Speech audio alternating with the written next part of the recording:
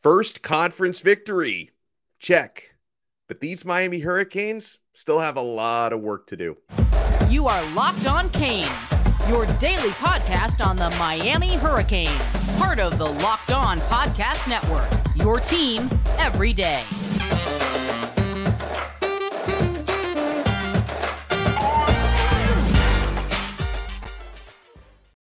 I am Alex Donno, your host. I'm a University of Miami alumnus, longtime South Florida sports radio vet, and contributor to allhurricanes.com. And thank you so much for making Locked On Canes your first listen today. We are available free wherever you get your podcasts and available free on YouTube. So the Hurricanes get a 20-14 victory in Blacksburg against Virginia Tech. I don't take any dub for granted. First conference win, but yeah, far from a perfect performance. A lot of points left on the board, a lot of self-inflicted wounds. The game never should have been that close. And so here are the 5 things that I learned about the Miami Hurricanes in that win against the Hokies. Number 1, this Miami team is not good enough to blow out anyone in the ACC. And Virginia Tech, honestly, they might be the worst team in the conference. They might be. To me, mediocre teams find ways to shoot themselves in the foot. I call Miami a mediocre team. Some of you say they're a flat-out bad team. I think they've got too much talent to be a bad team, but they're a mediocre team. They're still figuring themselves out, and coaching is still figuring it out. So the Hurricanes, throughout the season, they've struggled in certain games to throw the football. They've struggled in certain games with turnovers. They've struggled at times on special teams. That was one of the big struggles against Texas A&M, and then they fixed those issues. They've struggled at times in giving up chunk plays on defense, the Middle Tennessee and the North Carolina game. This time, though, after fixing some of those previous issues, the big struggle that Miami had, penalties. They kept Virginia Tech in the game by committing 17 penalties for 159 yards. And I know a lot of you look at several other things in the game as being reasons why it was too close, but penalties for me were the biggest issue outside of injuries. Penalties were the biggest issue in that game because, guys, it's hard to win a football game when you are spotting the other team a football field and a half of free yardage in the game. 159 free yards you gave to Virginia Tech. It's hard to do that, okay? Here's what Mario Cristobal had to say on Monday morning. He was on with the Joe Rose Show on 560 WQAM. Quote, penalties, unforced errors. You go right at it, he said. It's a bunch of BS, right? Unacceptable. Went into the game as the least penalized team in the conference and walked out there getting hit 17 times. That's a lack of focus, lack of technique, fundamentals. Sometimes it's flat out laziness, coach said. Sometimes just an arrogant disregard for playing football the way it's supposed to be played. It'll get attacked directly, he said.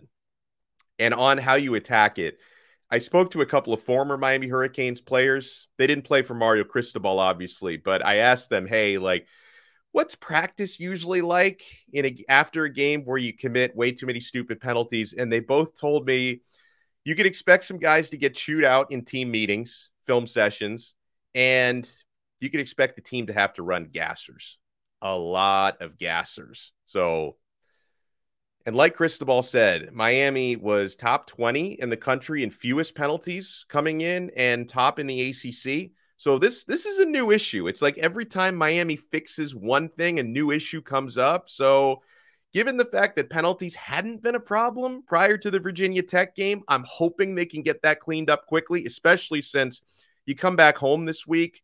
I know sometimes when you're on the road in a hostile environment, you get very amped and it just, you know, not saying there's any excuse for it. I'm giving you a reason for why they committed so many penalties, hopefully at home. And I'm guessing it's probably not going to be a sellout at Hard Rock Stadium this week against Duke, that they'll have like a nice quiet environment to execute well. And just so you know, and I talk about Miami, just they're not good enough to overcome some of these mistakes and mental lapses. Like they're just not good enough to blow anyone out in the ACC. Duke is not a bad team by any stretch of the imagination, right? They pushed North Carolina to the limit last week. Miami has opened up as an 8.5-point favorite against Duke. That's too much for me. I think Miami's going to win the game. But I think it's going to be close the way it was against Virginia Tech. Duke is better than Virginia Tech, And I'm certainly not going to bet money on Miami to win this game by more than 8.5 points. Okay. So I'm not taking the bait there. All right. I think Miami's going to win the game, and we'll talk more about it throughout the week. But I think it's going to be a little bit closer than that. So, yeah, first thing that we all learned is Miami's just not good enough to blow anybody out in the ACC right now. The second thing we learned, Miami has had to overcome way too many injuries this year, and I respect them for it, right? Because for as sloppy as they played against the Hokies, you were playing that game with no Zion Nelson, who's missed more games than he's played this year, unfortunately. No Jakai Clark or Justice Oluwaseun all in that offensive line. You're missing three of your most important offensive linemen. You didn't have Henry Parrish on Saturday in the backfield. No Elijah Arroyo, who's out for the season at tight end. And then you lose Will Mallory in the game due to injury in the first half. Was knocked out of the game on a targeting play. He got hit in the head. No Tyrique Stevenson in the defensive backfield. So you've had too many injuries, a ton of injuries. And in that Virginia Tech game, it was hopefully the peak. Hopefully we don't have that many guys out again throughout the year. So as a result of it, you did have some players step up nicely when their opportunities came up. I can't say enough things about show favorite first team All-Donno, Colbie Young. My dude, Colbie Young, he's getting his chance now to shine, and he's making the most of it, guys. 9 catches for 110 yards against Tech and a touchdown. 2 great one-handed grabs, including the touchdown, and he had that 37-yard grab on Miami's opening drive, which was, you're watching this guy, you're like, Colbie, where have you been all my life? He's so good. So if you're keeping score at home, in a matter of 3 months, from July to October, 3 months, Colbie Young has gone from Lackawanna Junior College, transfers to Miami, and now 6 games into the season, he's looking like one of the best receivers in the ACC. That's a journey. That's a meteoric rise, right? 3 months ago, this dude was in JUCO, right? And now he's at Miami, and he's looking like one of the better receivers in the conference, okay? So Colbie Young gets major dap from me. Jaleel Skinner, didn't have a huge stat game. He caught 2 passes for 30 yards, but, Jaleel Skinner, he's, a couple of injuries over these last couple of weeks, and hopefully Will Mallory is going to be back next week, by the way, because Miami needs him. He was beasting before he got hurt. But Jaleel Skinner, true freshman, has to go from tight end 3 to tight end 1, in a blink of an eye after a couple of injuries. He's out there making some plays. This is a true freshman, guys. And, Dom Mammarelli is also out there having to play a lot of downs. He's not really a receiver. He's more of a blocking tight end. He's a good blocker. But, you think about guys stepping up to take advantage of opportunities, and much respect. And I know Miami's running game hasn't been good in 2 fortnights. And they certainly, the running game was not very good against Virginia Tech, but that's another position group that's been decimated by injury. Transfer walk-on Lucious Stanley gets thrust into the running back rotation on Saturday because, again, Miami's completely decimated at that position, and Stanley averages 5.8 yards per carry on Saturday. I appreciate what this guy is having to do, because you don't normally want to put walk-ons on the field, not when you're Miami, not when you're in the ACC, not when you're Power 5, okay? So players stepping up here and overcoming injuries. That's the second thing that I learned about this team, that they are capable of doing that and making the most of it. Third thing that I learned, and God, I could have even let off with this one because this guy's playing so well. Akeem Mezador.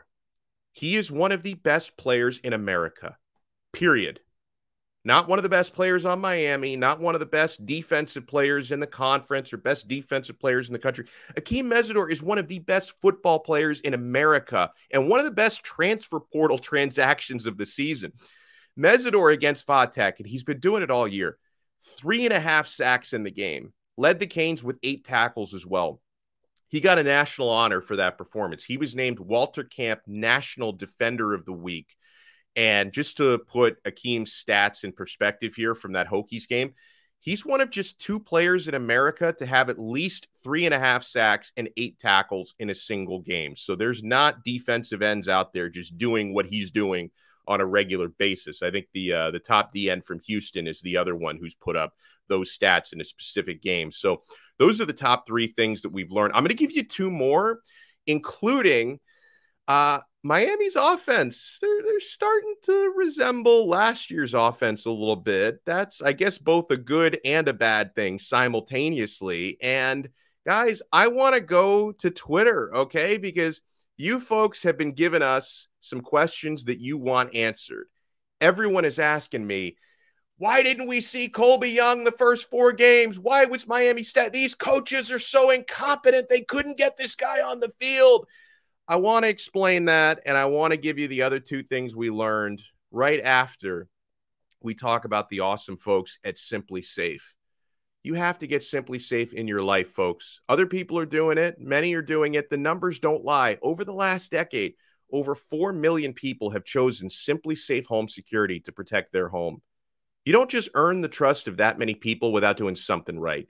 At Simply Safe, your safety is the only thing that matters. And I know this because I use Simply Safe in my home, guys, and I feel protected because they protect you with cutting-edge security technology powered by 24/7 professional monitoring agents who always have your back. Here's why I love it. Not only is Simply Safe cutting edge, but they put that technology in my fingertips, guys. You can control your system from your phone with an app. You can watch the crystal clear HD live stream of your security cameras or the wide variety of high-tech sensors. It's like you see those movies where someone is like trying to break into a museum and there's all that technology and monitors. That's like how your house becomes. Like you get that sort of technology protecting your home. With 24/7 professional monitoring, Simply Safe's agents, they call you the moment a threat is detected and dispatch police or first responders in an emergency, even if you're not home or can't be reached, guys. Their monitoring experts use proprietary advanced response technology to visually confirm when a break-in is real so you can get the highest priority dispatch. Customize the perfect system for your home in just a few minutes at simplysafe.com/lockedoncollege. Save 20% on your Simply Safe security system when you sign up for an interactive monitoring plan and get your first month free. Visit simplysafe.com/lockedoncollege to learn more. There's no safe like Simply Safe. Thank you so much for making Locked On Canes your first listen today. We are available free wherever you get your podcasts and available free on YouTube. We're part of the awesome Locked On Podcast Network, your team every day.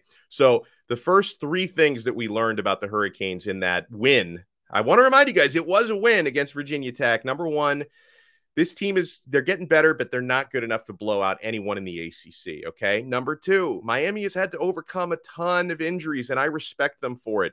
And number 3, Akeem Mezador is one of the best players in America, the transfer defensive end from West Virginia. My goodness. 4th thing that I learned, and I think overall this is a good thing, Miami's offense, they're looking more and more like last year's these coaches, they have been forced to adapt to a pass-heavy attack. Like the identity of Miami's offense looks a lot different than it did the first handful of games these last couple of weeks, okay? And it makes sense on multiple levels, all right? First thing, your quarterback, Tyler Van Dyke, he's playing like an NFL prospect again these last couple of games. And your offensive line and your running back room are decimated by injuries. So you have to adapt or die, because we've seen it. If Miami wants to run the ball 45 times per game, you're going to pick up about 1 yards per carry doing that. It's just not, it's not gone well these last couple of games. So you have had to adapt. And, this decimated offensive line clearly has a better time pass blocking than they have run blocking at this point. So you've had to adapt. And I love the fact, guys, talking about running the football, here's one thing that I did love about Miami's running game on Saturday. They've created a short yardage package to get Jakai Brown on the field and capitalize on his freakish athleticism. So, for as much as people dog Josh Gattis, because everyone loves to hate on him on Twitter and in our comments, can we give him credit for actually showing us some improvements and adapting? And I know what most of you are going to say.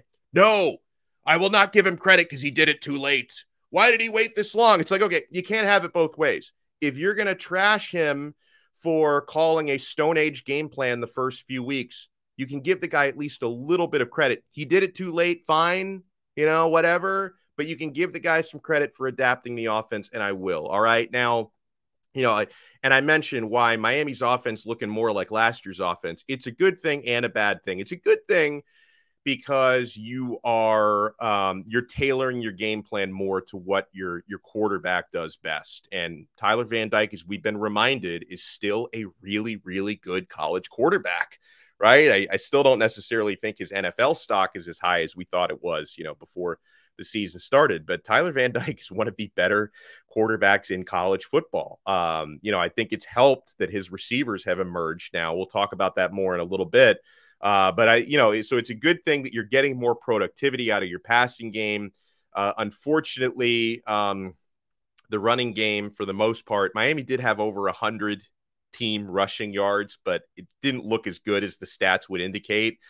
We wanted the identity of this team. Well, I mean, I don't know if you guys did, but Mario Cristobal wants the identity of this team to be more of a smash mouth, physical running football team, and we've had to take a little hiatus from that. So, we'll see. And I know that they're recruiting the type of offensive linemen that want to bring that identity back in the coming years. So we will see how that goes. But in the meantime, you've had to adapt or die, and I appreciate the fact that Miami has adapted.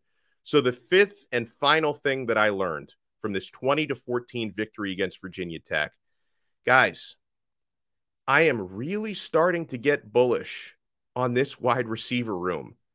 And it wasn't just Colbie Young. I could praise Colbie Young all day. It wasn't just Colbie Young making plays. Frank Ladson had some clutch third down catches, including one that helped ice the game on the final drive, and he scored a touchdown. Brashard Smith had 6 catches for 76 yards. We've been, we got to see it consistently, because that's been the deal with Brashard. We haven't had consistent performances from him. And also, I know Will Mallory, technically not a receiver, he's a tight end, but part of the passing game. Will Mallory was absolutely beasting before he got injured. Had 3 catches for 63 yards before he went down hurt. Gosh, I hope Mallory's back this week. I don't know if he's in some kind of a concussion protocol, because that's different in college than it is in the NFL. But he did take a hit to the head, was ruled out to return last game.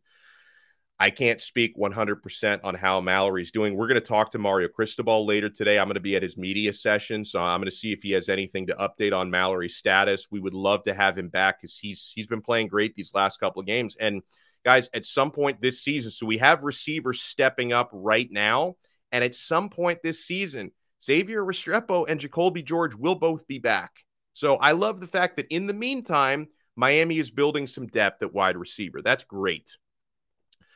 Let's do some Q&A. You guys have been fired up these last couple days. And I'm going to say what I've been saying the last almost 48 hours. Try to find a little bit of enjoyment in a victory. That's my honest advice to you guys. I don't want you coming at me with the same energy after a win that you come at me with after losses, because we do have to appreciate. I know that it didn't look the way we wanted it to, but you do have to appreciate wins in this game. Larry tweets to us. He says, nice win. Canes fans expect too much. Enjoy a win. Be happy the offense is clicking. Defense is playing good. He said, I hear too much complaining about the second half. He says, look at Clemson up 20. Both teams left with a win. I think that's well said, Larry, because I'm not saying we can't talk about what didn't go right, because, listen, as a member of the media and as a content creator, obviously that's part of my job. And we've been talking about the mistakes and the penalties, right? It's part of my job to analyze it. And, hey, this was really bad. And if you keep doing this, you're going to lose games in the future. That's fine. But at the same time, guys, I love the Miami Hurricanes. I know that most everyone watching this or listening to this, I say most everyone because we have some Florida State fans and some spiteful Oregon fans who listen to us because they want Mario to crash and burn. So listen, I'm just glad you guys are clicking on the shows. If you're watching us out of love or watching us out of hate, thank you. Okay. I don't care. But most of us are big time Miami Hurricanes fans, and we want to see the team do well. So you've got to appreciate the wins at least a little bit. All right. Let's see. VLKV tweets to us. Is there anything to be excited about from here on out since the Mario honeymoon depleted the bank account by week 3? Says Virginia Tech is not a good team, and we had to fight like crazy for that W. Should hardcore fans turn casual for their own mental health? Okay, well, if you're such a hardcore fan that you can't allow yourself to enjoy a dub, then I don't know, maybe you should take up meditation, right? Because if you're so hardcore that you stress about victories, that's not supposed to be how this works, guys. That's not supposed to be how this works. My honest advice to you is, and Miami just won this game, let's remember. And as far as like what should we look forward to, look forward to the fact that you still have, several ACC games left. You still have Florida State to play against this year, and I hope we beat those losers. You still have a tough road trip to Clemson. I don't know how that one's going to go, but you still have a lot to look forward to. And so, like, my advice, honestly, fans, I think, take wins and losses, especially losses, harder than a lot of the players do. I think we all, as fans, we need to adopt the 24-hour rule, right? Like, you win a game, you really celebrate for 24 hours, you start to look ahead, you lose a tough game. Like after the North Carolina game, you lose a tough game. Be pissed, be upset, be sad for 24 hours, and then move on with your life, honestly. Because, folks, we don't have any control over the outcome. There's not anything I can do or that VLKV can do or Larry or anybody else. Like, unfortunately, we are just passengers. We are bystanders. Like, all we can do is watch this team grow, watch this team get better. We watch it and we enjoy it because we love the Miami Hurricanes. But, I mean, are you really going to let it ruin your entire week when they lose a game when there's literally nothing you as a fan could have done to help them? I mean, show up and cheer. That's something. Show up to the stadium. But outside of that, it's not in your control, VLKV. So, and I say this even though it's happened to me before. But when you allow a team that you love to dictate your mental health, that can't be something that we do. Like we need to take up meditation. Like we need to find other ways to like manifest our mental health. Cause it's, if you're going to rely on the Canes for your mental health, we're in big trouble. Smitty tweets, I am so glad the Canes put Jakai Brown in for some quarterback run plays. Hopefully this will be a goal line option. He says calling quarterback runs for TVD is just, ugh. Yes, I definitely think this is going to be something Miami does a lot more of moving forward. I think they should consider this as like a red zone goal line type of option. Clearly, they put a lot of work and a lot of preparation into this. And this is one of the reasons why they don't let the media watch practice anymore, because they're installing stuff like this. Because I didn't see this coming from a mile away that they were going to start using Jakai Brown. But I think it's really, really refreshing because, like you said, Tyler, every now and then he'll give you a clutch scramble. He had a 9-yard run for a first down in this game, but designing running plays for Tyler, it's not really ideal. Jakai Brown is much, much better at that. And again, I give this coaching staff now credit for adapting to the personnel. All right, we're going to have more questions to answer when we come back. Oh, including somebody predicting an L against Duke this weekend. Whew, we got a lot coming up here on Locked On Canes. BetOnline.net is your #1 source for football betting info this season. You can find all the latest player developments, team matchups, news, podcasts, and in-depth articles and analysis on every game you can find. And as always, BetOnline remains your continued source for all your sport wagering info with live betting and up-to-the-minute scores for every sport out there. The fastest and easiest way to check in on all of your favorite games and events, including Major League Baseball, MMA, boxing, and golf. And yeah, Miami, they're 8.5-point favorites against Duke this coming weekend at Hard Rock Stadium. So head to betonline.net or use your mobile device to learn more. BetOnline, where the game starts. All right, let's pick up on the Q&A. By the way, you're watching and listening to Locked On Canes, part of the awesome Locked On Podcast Network, your team every day. Zach tweets to us, are the crazy amount of injuries and lack of depth and talent just too much for Mario and staff to overcome? I mean, listen, that would have been a much better question if they just lost on Saturday, not won. Like, I'm being serious here because they literally just overcame it and won a game, right? I mean, you were without 3 starting offensive linemen. You were without 7 total starters in this game with all you were missing, right? You were down 3 linemen. You were down your starting running back. You've been down, starting receivers, starting corner in this game. And they literally did just overcome it to win a game. And I know Virginia Tech's not good, right? But I am also cautiously optimistic that against Duke this coming weekend, you're probably going to have Henry Parrish back. You're probably going to have Will Mallory back. I think Jakai Clark. I don't know about Zion Nelson because I'm out of the Zion prediction business. Like I try to predict week to week if he's going to play, and I'm usually wrong. So I think I'm out of that. Well, we'll see. At some point, he's going to come back, and then at some point in the coming weeks, you can expect a Don Chaney return. You can expect a Xavier Restrepo, Jacoby George return. So you can't predict who else might get injured in the meantime, but I think some of these players who have been injured will be back healthy soon, and you're going to get some of the long-term injuries back. So if you're asking me, can they overcome it? Of course they can, of course. And still, Miami, you're going to have the better team on paper than some of your opponents remaining. That's not going to be true against Clemson. You can debate whether it's true against Florida State. I figure Miami's going to be an underdog against Florida State, but you definitely have a better team than Duke, although they're having a nice season, and you have a better team than Georgia Tech, even though I know they've won a couple of games. So, they can overcome it. Miami Hurricanes enthusiast tweets to us. I don't remember the last time we let a team score only 14 points. Considering Virginia Tech was as desperate as us and our egregious amount of penalties, I truly believe this is a huge step forward, he says. When was the last time we jumped out to a 20-0 lead on a Power 5 team on the road and against our rival? That is a very optimistic take by Miami Hurricanes enthusiast. And I would say, I would rather start fast than not start fast. And if Miami can cut down, because they hadn't started fast all season long, right? The Bethune-Cookman, they didn't even start fast against Bethune-Cookman. They didn't start fast against Southern Miss. They didn't start fast against Texas A&M. They started incredibly slow against Middle Tennessee and against North Carolina. So this is the first time they've started fast all year. And this is not typically a highly penalized team. So if you can clean up on the penalties, if you don't 8 or 9 penalties is a lot. 17 is an embarrassment, right? If you can clean up to the point where you're getting penalized a half a dozen times instead of almost 3 dozen times or 2 dozen times, then we're going to feel a lot better about this.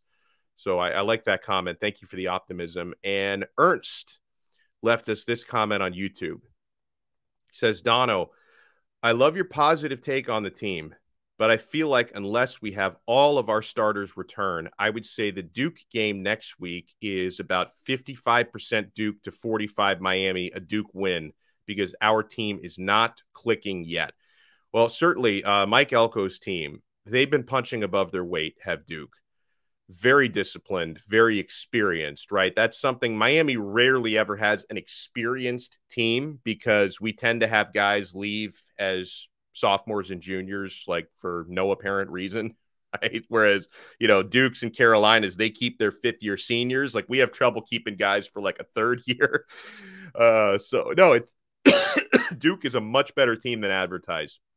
It's not going to be an easy game. You can't shoot yourselves in the foot against Duke as many times as you did against Virginia Tech because Duke is better than Virginia Tech. But I do think Miami has the talent to win this game. I don't think they need to get everybody back, but you definitely need a few of these guys back in order to have a somewhat comfortable performance this weekend at Hard Rock Stadium. That's going to do it for this episode.